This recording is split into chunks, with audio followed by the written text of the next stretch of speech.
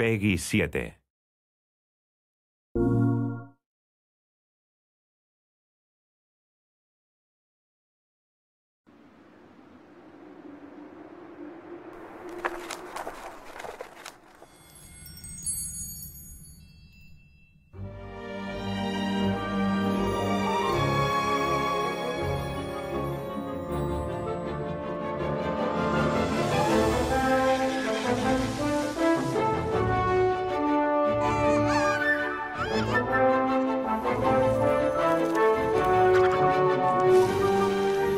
The creatures in the Book of Spells are created from the text and the illustrations of the book.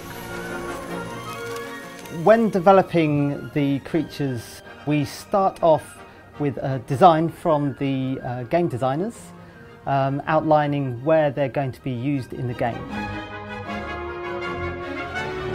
From there, I would sit down and work with a concept artist to flesh out initial sketches and ideas, what these things are going to look like.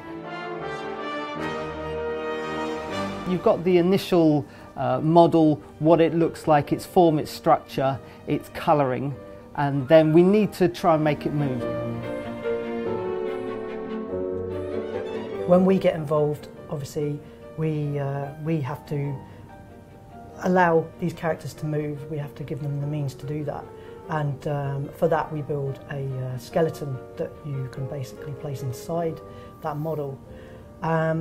Once that's complete, we can then effectively automate parts of that skeleton. So you can put a control on the hand, and then when you grab that control, you can just move it around like that. And it's nice and easy, it just works itself out.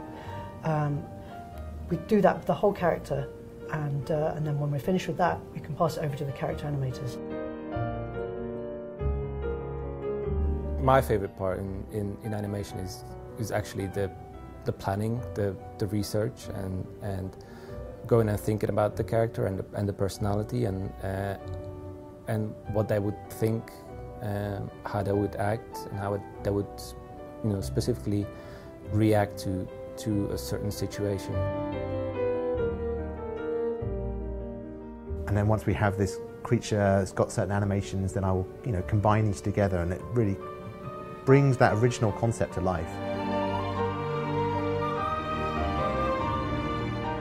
I think one of my favourite creatures to develop was the dragon, mostly because it was the first creature I got my hands on, so I could experiment a bit and see what worked and what didn't work.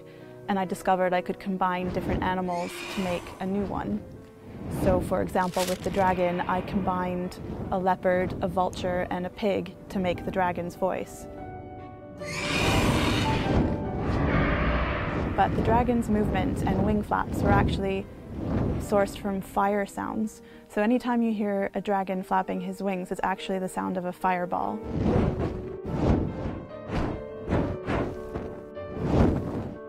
The characters definitely go through a process of development where they might start off, we might think of them in one way at first, and then as we work through the situations that they're in, we might think of different, more entertaining ways for them to sort of express their personalities.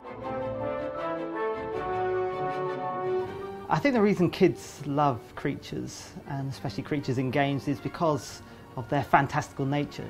They take you to another world. You don't see them in everyday life, so to come up against them and see how they actually move and how they react is something that kids really love.